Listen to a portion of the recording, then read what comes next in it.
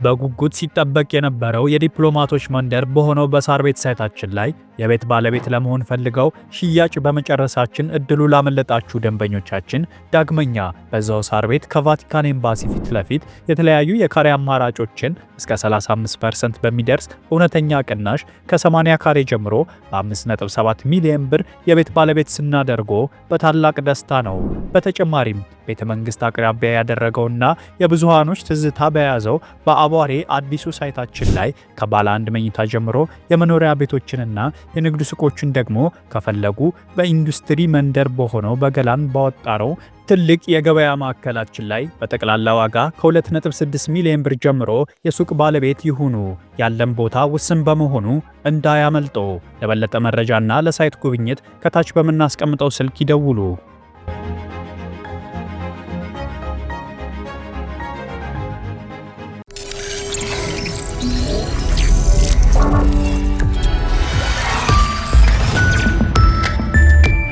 ጤና ይስጥልኝ ተመልካቾቻችን፣ ይህ አዋዜ ነው። የዕለቱን ዋና ዋና ጉዳዮች እንመለከታለን። በላይ በቀለ ነኝ። በኢራን ዋና ከተማ ቴሄራን ነዋሪዎች የተቃውሞ መፈክሮች ሲያሰሙ ማምሸታቸው ተነገረም። በተለያዩ ሀገሮች የኢራንን መንግስት በመቃወም ከተካሄደ ሰልፍ ጋር ተያይዞ በዋና ከተማ ቴሄራንና በአንዳንድ የሀገሪቱ ከተሞች ነዋሪዎች ከቤታቸው መስኮትና ጣሪያ ሆነው መንግስትን የሚቃወሙ መፈክሮች ማሰማታቸውን ዘገቦች አመልክተዋል።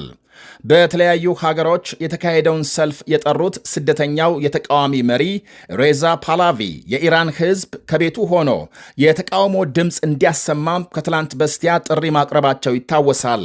መንግስት አደባባይ ለተቃውሞ የወጡ በሺዎች የሚቆጠሩ ሰልፈኞችን በመግደልና በማሰር አመፅን በኃይል ካስቆመ በኋላ የሀገሪቱ ዜጎች በስጋት ላይ እንደሚገኙ ይነገራል። እናም ህዝቡ ተቃዋሚ መሪ ሬዛ ፓላቪን የሚያወድስና የኢራንን አገዛዝ የሚያወግዙ መፈክሮች ሲያሰማ ማምሸቱን ዘገቦች አመልክተዋል። ትላንት በተለያዩ ታላላቅ ከተሞች የኢራንን መንግስት በመቃወም ሰልፍ መካሄዱ ይታወቃል። ጀርመን ሚዩኒክ፣ በአሜሪካ ሎስ አንጀለስ እና በሌሎች ከተሞች ከ1 ሚሊዮን በላይ ህዝብ ለተቃውሞ አደባባይ መውጣቱ ተነግሯል። የእስራኤል ጠቅላይ ሚኒስትር ቤንያሚን ኔታንያሁ ኢራን ዩራኒየም እንዳታበለጽግ ልትታገድ እንደሚገባና ያላትንም በሙሉ አሳልፋ እንድትሰጥ ጠይቀዋል። በኢራንና አሜሪካ መካከል ነገ ማክሰኞ በጄኔቭ ስዊዘርላንድ በሚካሄደው ሁለተኛ ዙር ንግግርም ሆነ በቀጣይ ድርድር የዩራኒየምና የሚሳኤል ጉዳይ በዋነኛነት መቀመጥ እንደሚገባው ኔታንያሁ ገልጸዋል። ለኒኩሌር ጦር መሳሪያ ማምረቻነት የሚውለው ሁሉም የበለጸገ ዩራኒየም ከኢራን ሊወጣና ምንም የማበልጸግ አቅም ሊኖራት አይገባም ብለዋል።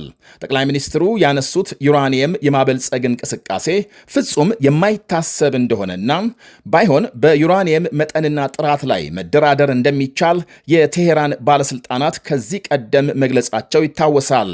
በዓለም አቀፍ ስምምነት መሰረት ለሰላማዊ አገልግሎት የሚውል ዩራኒየም ማበልጸግ መብታቸው እንደሆነ ይጠቅሳሉ። ትላንት የኢራን ምክትል ውጭ ጉዳይ ሚኒስትር አሜሪካም የጣለችውን ማዕቀብ የምታነሳ ከሆነ ከግማሽ መንገድ አልፈው የኒኩሌር ስምምነት ለመፈጸም ዝግጁ መሆናቸውን መናገራቸው ይታወሳል። እስራኤል የኢራን ዩራኒየም የማምረት እንቅስቃሴና የሚሳኤል አቅም በእጅጉ እንዳሳሰባት እየገለጸች ሲሆን አሜሪካም ጥቃት ከፈጸመች ቴሄራን እስራኤልን ኢላማ እንደምታደርግ ማስጠንቀቋን ተከትሎ የኔታንያሁ መንግስት ሰፊ ወታደራዊ ዝግጅት ላይ መሆኑ ይነገራል።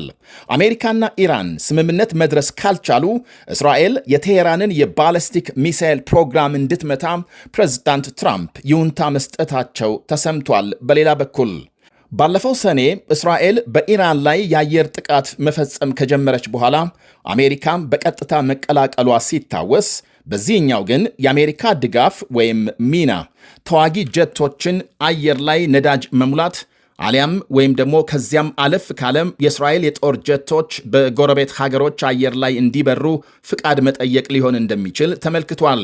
ምክንያቱም በርካታ ሀገሮች በኢራን ላይ ለሚፈጸም ድብደባም የአየር ክልላቸውን እንደማይፈቅዱ ከወዲሁ አሳውቀዋልና ነው። ጠቅላይ ሚኒስትር ቤንያሚን ኔታንያሁ ኢየሩሳሌም ውስጥ ባሰሙት ቃል ከኢራን ጋር በሚደረስ ስምምነት የእስራኤልን 4 ጥያቄዎች ደግመው አስተጋብተዋል። ቀደም ሲል እንደተባለው የበለጸገ ሁሉም ዩራኒየም ከሀገር መውጣት፣ ዩራኒየም ማበልጸግ እንድታቆም፣ ማምረቻ ጣቢያዎች እንዲዘጉ፣ የባለስቲክ ሚሳይል ፕሮግራም ላይ ገደብ እንዲጣልና ሐማስን ለመሳሰሉ እስራኤል አሸባሪ ለምትላቸው ቡድኖች ድጋፍ መስጠት እንድታቆም። የአሜሪካ ውጭ ጉዳይ ሚኒስትር ማርኮ ሩቢዮ ከኢራን ጋር ማንም አድርጎት የማያውቀውን የተሳካ ስምምነት እኛም እየሞከርን ነው ብለዋል። ከሆነ መልካም፣ ካልሆነም አሜሪካና እስራኤል ምን እርምጃ እንደሚወስዱ አይታወቅም። ለማክሰኞ ድርድር ጀኔቭ የገቡት የኢራን ውጭ ጉዳይ ሚኒስትር አባስ አራክቺ ከዓለም አቀፉ የአቶሚክ ኃይል ኤጀንሲ ዳይሬክተር ራፋኤል ግሮሲ ጋር መነጋገራቸው ታውቋል። ዛሬ ንግግሩ በነገው ድርድር ዝርዝር ቴክኒካዊ ጉዳዮች ላይ ያተኮረ ነው ተብሏል። ውጭ ጉዳይ ሚኒስትር አባስ አራክቺ ፍትሐዊና ሚዛናዊ ስምምነት ለመድረስ ቴሄራን ዝግጁ መሆኗን ገልጸዋል። ይህ በእንዲህ እንዳለም የአሜሪካ ወታደራዊ እንቅስቃሴ ኢራን አቅራቢያ ተጠናክሮ መቀጠሉ ሲነገር ቢቢሲ ማምሻውን ይፋ ባደረገው መረጃም ግዙፉ የአሜሪካ ጦር መርከብ አብርሃም ሊንከን ከኦማን ባህር ዳርቻም 240 ኪሎ ሜትር ርቀት ላይ መሆኑን አረጋግጧል። ሌላኛው ግዙፍ ተዋጊ ጀቶች ተሸካሚው የአሜሪካ ጦር መርከብ ሰፊ ወታደራዊ ቁሳቁስ በመጫን ወደ አካባቢው መሰማራቱን ባለስልጣናት ገልጸዋል። የኢራን አብዮታዊ ዘብ በበኩሉ በሀገሪቱ የባህር ወሽመጥ ወታደራዊ ልምምድ ሲያደርግ መዋሉን ዘገቦች አመልክተዋል። የሁለቱ ሀገሮች የጦር ልምምድ ስምምነት ካልደረሱ ጦርነት አይቀሬ ነው የሚለውን የበርካታ ወገኖች ግምት ያጠናከረ ሆኗል። በሌላ በኩል ድርድሩ የነዳጅ የማዕድንና የጦር መሳሪያ ግዥን ጭምር ያካተተ እንደሚሆን ዲፕሎማቶች ገልጸዋል።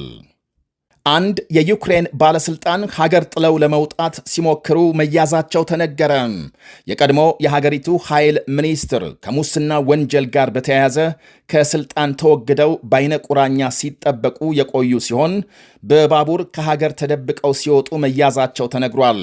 ባለፈው ህዳር ይፋ በሆነው የ100 ሚሊዮን ዶላር የዝርፊያ ወንጀል ተሳትፈዋል ከተባሉ በርካታ የመንግስት ባለስልጣናት አንዱ ናቸው ይባላል።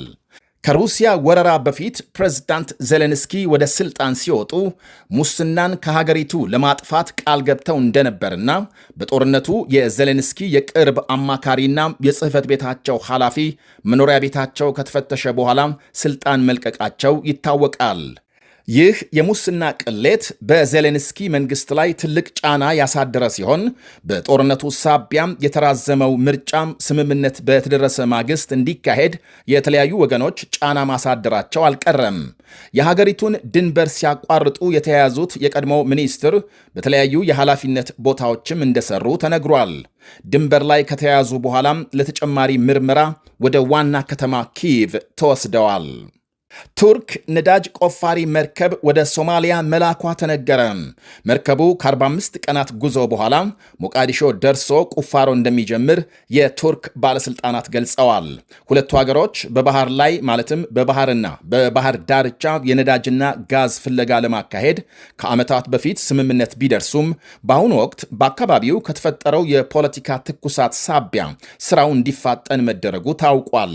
አሁን የተላከውን ጨምሮ ነዳጅ የሚቆፍሩ የቱርክ መርከቦች ቁጥር 6 መድረሱን ባለስልጣናት ጨምረው አመልክተዋል። ቱርክ ግዙፍ የባህር ዳርቻ ነዳጅ ፍለጋ በማካሄድ በዓለም 4ኛ ደረጃ ላይ እንደምትገኝ ተነግሯል። ቻይናም የአፍሪካ ሀገሮች ከታሪፍ ነፃ ምርታቸውን እንዲያስገቡ መፍቀዷ ተነገረ። ሀገሮቹ ከመጪው ግንቦት ጀምሮ ወደ ቻይና በሚያስገቡት ምርት ላይ ምንም አይነት ታሪፍ እንደማይጣል የሀገሪቱ መገናኛ ብዙሃን ዘግበዋል። ቻይናም ከአፍሪካ ጋር ያላትን የኢኮኖሚ አጋርነት አጠናክራ ለመቀጠል ቁርጠኛ መሆኗን የሚያሳይ ነው ብለዋል የሀገሪቱ ባለስልጣናት። የታሪፉን መነሳት እርምጃው የአፍሪካን የወጪ ንግድ ተወዳዳሪነትንና የገበያ ተደራሽነትን ያሰፋል ተብሏል። በቻይና አዲሱ የታሪፍ ውሳኔ የማትካተተው ብቸኛም የአፍሪካ ሀገር ኢስዋቲኒ ስትሆን ምክንያቱ ከታይዋን ጋር በይፋም የዲፕሎማሲ ግንኙነት ስላላት እንደሆነ ተመልክቷል። ቻይና ደግሞ ግዛቴ በምትላት ታይዋን የመጣባትን በጠላትነት እንደምትፈርጅ ይታወቃል። በቀድሞ ስሟም ስዋዚላንድ በመባል የምትታወቀው ትንሽየዋም የደቡባዊ አፍሪካ ሀገር 1.2 ሚሊዮን ሕዝብ አላት። ይህ አዋዜ ነው። በጉጉት ሲጠበቅ የነበረው የዲፕሎማቶች መንደር በሆነው በሳር ቤት ሳይታችን ላይ የቤት ባለቤት ለመሆን ፈልገው ሽያጭ በመጨረሳችን እድሉ ላመለጣችሁ ደንበኞቻችን ዳግመኛ በዛው ሳር ቤት ከቫቲካን ኤምባሲ ፊት ለፊት የተለያዩ የካሬ አማራጮችን እስከ 35% በሚደርስ እውነተኛ ቅናሽ ከ80 ካሬ ጀምሮ በ5.7 ሚሊዮን ብር የቤት ባለቤት ስናደርጎ በታላቅ ደስታ ነው። በተጨማሪም ቤተ መንግስት አቅራቢያ ያደረገውና የብዙሃኖች ትዝታ በያዘው በአቧሬ አዲሱ ሳይታችን ላይ ከባለ አንድ መኝታ ጀምሮ የመኖሪያ ቤቶችንና የንግድ ሱቆችን ደግሞ ከፈለጉ በኢንዱስትሪ መንደር በሆነው በገላን ባወጣረው ትልቅ የገበያ ማዕከላችን ላይ በጠቅላላ ዋጋ ከ2.6 ሚሊዮን ብር ጀምሮ የሱቅ ባለቤት ይሁኑ። ያለን ቦታ ውስን በመሆኑ እንዳያመልጦ። ለበለጠ መረጃና ለሳይት ጉብኝት ከታች በምናስቀምጠው ስልክ ይደውሉ።